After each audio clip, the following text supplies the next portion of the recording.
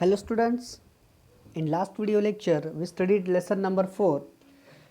From this video lecture I would like to give some important points. I would like to explain that point. This is a revision based lecture.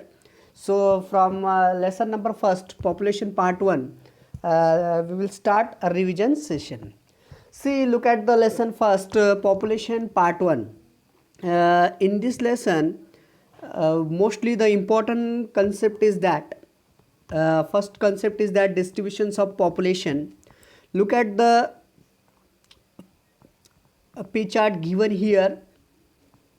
According to that P chart, observe the P chart shown in figure 1.1 carefully and answer the following questions. Here you know that 7 continents in the world. The 7 continents such as Africa, Antarctica, Asia, North America, South America, Europe and Australia. According to that continents, the population distributions is different from each and every continents. Look at the first figure, figure 1.1. In that percentage of total land mass, in percentage, in that percentage total land mass, African continent near about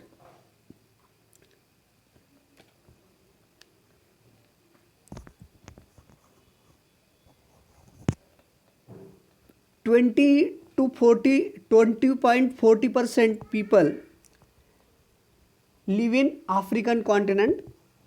Next one is that Antarctica continent, 5.90% populations which accumulated by the percentage. What happened according to the Antarctica continent, only it is full the ice continents, so less population we can see in this continent. Next one is that Asia is the biggest country, biggest continent, and a huge number of population, near about 29.20% populations accumulated by the Asian continent. Next one is that North America. In North American continent, near about 16.50% people live in that North America, and remaining 12% population in South America, means approximately 28.50% population living in American continent, means USA, United States of America. Then next one is that Europe continent, 6.80% people live in Europe continent, and the last one is that Australia, 9.20% people live in Australian continent. विद्यार्थी मित्रांनो, मागच्या video लेक्चरमध्ये आपण प्रकरण क्रमांक 4 प्राथमिक आर्थिक क्रियांचा अभ्यास केला. या व्हिडिओ लेक्चरमध्ये आपण रिव्हिजन बेस काही इम्पॉर्टंट कंटेंट आहेत, जे काही महत्त्वाचे मुद्दे आहेत भौगोलिक ते मी आता याच्यात थोडक्यात एक्सप्लेन करणार आहे. तर रिव्हिजनची सुरुवात ही पहिल्या प्रकरणापासून होते आहे. पहिलं प्रकरण जे आहे आपलं ते म्हणजे पॉप्युलेशन, म्हणजेच लोकसंख्या भाग 1. लोकसंख्येमध्ये पहिला महत्त्वाचा घटक आहे लोकसंख्येचे वितरण. लोकसंख्येच्या वितरणामध्ये जागतिक वितरण जे आहे ते पुढील प्रकारे दिलेलं आहे. आपल्यासमोर 2 चार्ट दिसत आहेत. त्यातलं एक जे आहे ते खंडांतर्गत भूमीची टक्केवारी दाखवत आहेत, आणि दुसरं जे आहे ते लोकसंख्या वितरणाची टक्केवारी दाखवत आहे. पहिलं जर बघितलं खंडांतर्गत, आफ्रिकन कॉन्टिनेंट जे आहे ते म्हणजे आफ्रिका खंड जो आहे तो जवळपास 20.40% लोकसंख्या दाखवतो. दुसरा जो आहे अंटार्क्टिका तो 5.90% भूभाग दाखवतो, म्हणजेच तितक्या प्रमाणात त्याची लोकसंख्या बघायला मिळते.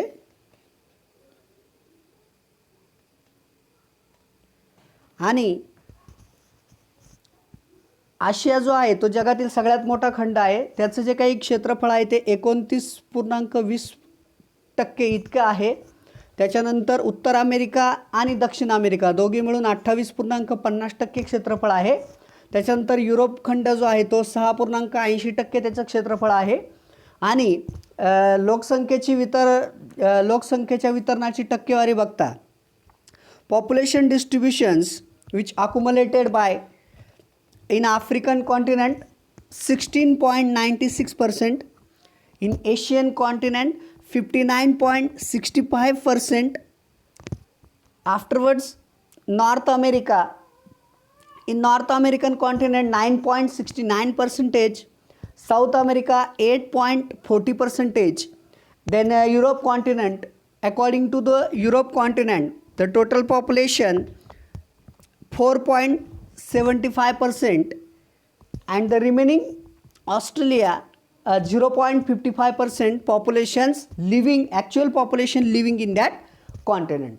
दुसरी जी आकृती आहे त्याच्यामध्ये लोकसंख्येच्या वितरणाची टक्केवारी दाखवलेली आहे.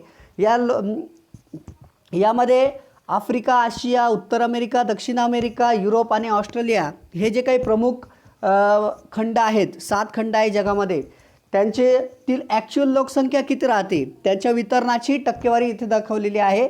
त्याच्यामध्ये पहिला जो आहे आफ्रिका खंड, त्याची एकूण लोकसंख्येच्या वितरणाची जी टक्केवारी आहे ती आहे 16.96%.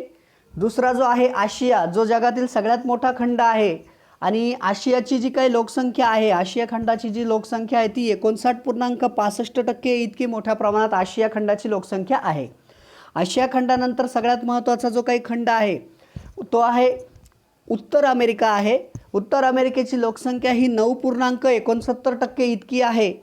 आणि दक्षिण अमेरिका जो आहे त्याची पूर्ण लोकसंख्या ही 8.40% इतकी आहे. त्याच्यानंतर महत्त्वाचा जो खंड आहे तो म्हणजे युरोप. युरोपमधील जी काही लोकसंख्या आहे ती 4.75% इतकी आहे. आणि शेवटचा जो खंड आहे तो म्हणजे ऑस्ट्रेलिया. ऑस्ट्रेलियाची जी लोकसंख्या आहे ती फक्त 0.55% इतक्या प्रमाणात फक्त ऑस्ट्रेलियाची लोकसंख्या आहे. तुम्ही जर दोन्ही मॅप ऑब्झर्व केले, if you observe both map, which one continent is missing in second group? Yes, absolutely, the continent Antarctica is missing in that part. So here we just remember that in Antarctica continent, it is the ice continent, no any human life there, no any human settlements is there, that's why zero population. So it is not given in that distributions of population in percentage as the continent wise. विद्यार्थी मित्रांनो, तुम्ही जर या नकाशाचा जर बारकाईने जर अभ्यास केला, तुम्हाला त्याच्यामध्ये एक महत्त्वाची गोष्ट अशी लक्षात येईल की त्याच्यामध्ये अंटार्क्टिका जो काही खंड आहे त्याचं लोकसंख्येच्या वितरणाचं जी काही टक्केवारी आहे ती कोणत्याही प्रकारात दिलेली नाही आहे. त्याचं कारण असं की तिथे मानवी वस्ती राहत नाही, तिथे कोणत्याही प्रकारचे मानवाचा हस्तक्षेप नाही आहे, म्हणून तिथली लोकसंख्या जी आहे अतिशय तुरळक प्रमाणात आहे, म्हणजे काहीच नाही म्हणून त्याचा तिथे उल्लेख नाही आहे. Next important point is that density of population. According to the density of the populations, density of the population is accumulated by the total populations and the total area in square kilometer. So here the formula given, density of the population is equal to total population divided by total area in square kilometers. या प्रकरणातील पुढचा महत्त्वाचा घटक आहे तो म्हणजे लोकसंख्येची घनता. लोकसंख्येची घनता ही एकूण क्षेत्रफळ चौरस किलोमीटरमध्ये आणि एकूण लोकसंख्या यावर आधारित असते. लोकसंख्येची घनता जर काढायची असेल तर त्याचं एक सूत्र आहे, ते म्हणजे असं की लोकसंख्येची घनता बरोबर एकूण लोकसंख्या भागिले एकूण क्षेत्रफळ चौरस किलोमीटरमध्ये.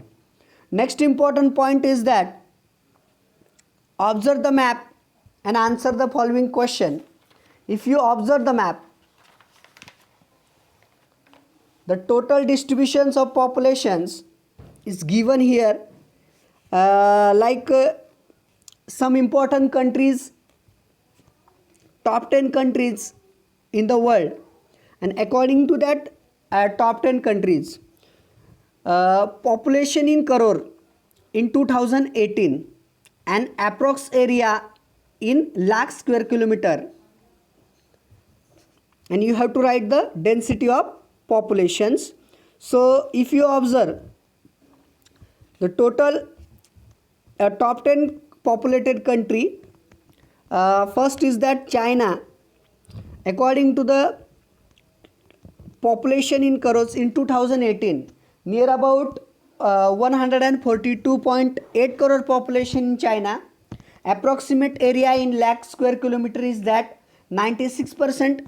Then second largest country in population is that India, 135.3 crore population approximately, and the approximate area in lakh square kilometer is that 32.9%. After India, third largest country in population is that United States of America, means USA. In 2018, the population of USA was 32.7 lakh, and approximate area of USA in 95.3% only. Next, fourth largest country in population is that Indonesia. According to the Indonesia, 26.8 crore population was in 2018, and the approximate area in lakh square kilometer is that 19.1. After Indonesia, next country is that Pakistan. Pakistan is located in Asian continent, so population also use, and near about 21.2 lakh population as per the information of 2018, and the approximate area in lakh square kilometer is that 8.9 lakh square kilometer. Next important is that Brazil. Brazil near about 20.9 crore population, and the approximate area is that 85.2%. After Brazil, Nigeria is another important country.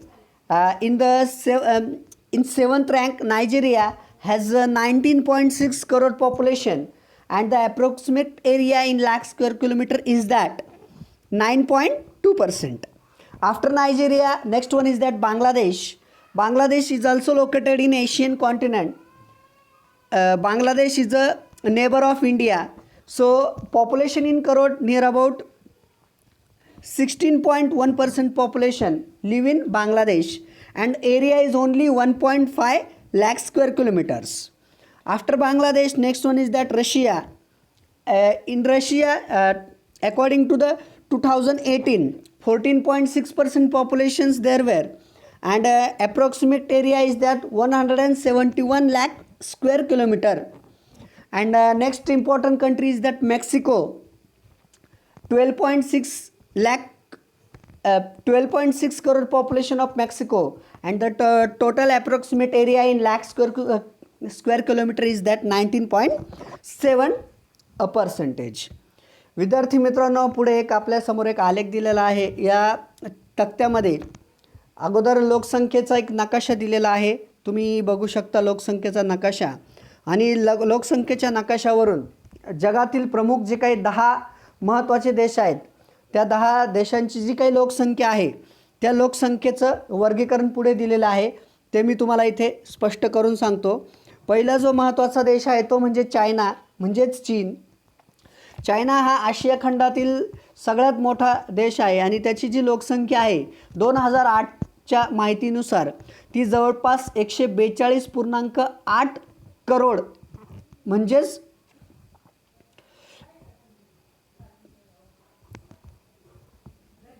42.8 कोटी इतक्या मोठ्या प्रमाणात आहे. आणि जर क्षेत्रफळ जर बघितलं ते लाख चौरस किलोमीटरमध्ये आहे, आणि ते जे आहे जवळपास 96.0 इतक्या मोठ्या प्रमाणात आहे. त्याची जी लोकसंख्या आहे ती तुम्ही काढायची आहे आणि तिथे लिहायची आहे. चायनानंतर दुसरा महत्त्वाचा देश आहे तो म्हणजे आपला भारत देश. भारत देशाची जी लोकसंख्या आहे ती 2018च्या माहितीनुसार 135.3 कोटी इतकी मोठ्या प्रमाणात भारताची जी लोकसंख्या आहे. आणि भारताचे जे काही एकूण क्षेत्रफळ आहे ते 32 लक्ष चौरस किलोमीटर इतक्या मोठ्या प्रमाणात आहे. भारतानंतर लोकसंख्येच्या बाबतीत पुढचा महत्त्वाचा क्रमांक लागतो तो म्हणजे युनायटेड स्टेट्स ऑफ अमेरिका, म्हणजेच अमेरिकेची संयुक्त संस्थाने. अमेरिकेच्या संयुक्त संस्थानांची जी काही लोकसंख्या आहे ती 2018च्या माहितीनुसार 32.7 कोटी इतक्या मोठ्या प्रमाणात आहे आणि त्याचं जे काही क्षेत्रफळ आहे ते जवळपास 95.3% इतक्या मोठ्या प्रमाणात आहे. अमेरिकेनंतर चौथा जो महत्त्वाचा देश आहे तो म्हणजे इंडोनेशिया.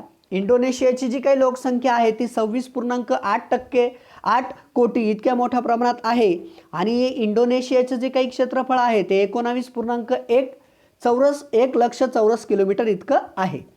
इंडोनेशियानंतर महत्त्वाचा देश आहे तो म्हणजे पाकिस्तान. पाकिस्तानची जी काही लोकसंख्या आहे ती 2018नुसार 21.2 कोटी इतक्या प्रचंड मोठ्या प्रमाणात आहे आणि त्याचं जे काही क्षेत्रफळ आहे ते आहे 8.9 लक्ष चौरस किलोमीटर इतक्या मोठ्या प्रमाणात आहे. पाकिस्तान नंतरचा पुढचा महत्त्वाचा देश आहे तो म्हणजे ब्राझील. ब्राझीलची जी काही लोकसंख्या आहे ती जवळपास 2018नुसार 20.9 कोटी इतक्या मोठ्या प्रमाणात आहे आणि ब्राझीलचं जे क्षेत्रफळ आहे ते 85.2 लक्ष चौरस किलोमीटर इतकं आहे. त्यानंतर महत्त्वाचा देश आहे तो म्हणजे नायजेरिया. नायजेरियाची जी काही लोकसंख्या आहे ती 2018नुसार ही 20.9% इतकी 9 कोटी इतकी आहे आणि नायजेरियाची जी काही लोकसंख्या आहे ती 2018नुसार 19.6 कोटी इतक्या मोठ्या प्रमाणात आहे आणि नायजेरियाचं जे काही क्षेत्रफळ आहे ते जवळपास 9.2 चौरस किलोमीटर 9.2 लक्ष चौरस किलोमीटर इतकं आहे. त्याच्यानंतर बांगलादेश आहे. बांगलादेश हा एक महत्त्वाचा देश आहे, आशिया खंडातील महत्त्वाचा देश आहे. बांगलादेशची लोकसंख्या आहे ती 16.1 कोटी इतकी आहे आणि बांगलादेशचं क्षेत्रफळ हे फक्त 1.5 लक्ष चौरस किलोमीटर आहे. बांगलादेश हे भारतातील पश्चिम बंगाल या राज्याला लागून त्याची सीमा आहे आणि खूप छोटंसं असं एक देश आहे. बांगलादेश नंतर महत्त्वाचा आहे तो म्हणजे रशिया. रशियाची जी काही लोकसंख्या आहे ती जवळपास 14.6 कोटी इतकी आहे आणि रशियाचं जे काही क्षेत्रफळ आहे ते 171.0 म्हणजे रशिया हा जगातील सगळ्यात क्षेत्रफळाच्या दृष्टीने रशिया हा जगातील सगळ्यात मोठा देश आहे आणि पण त्याची लोकसंख्या तुलनेने फक्त 14.6 कोटी इतकीच आहे. त्याच्यानंतर 10 नंबरचा महत्त्वाचा देश आहे तो म्हणजे मेक्सिको. मेक्सिकोची जी काही लोकसंख्या आहे ती फक्त 12.6 कोटी इतकी आहे आणि मेक्सिकोचं जे काही क्षेत्रफळ आहे ते 19.7% इतक्या मोठ्या प्रमाणात आहे. थँक्यू.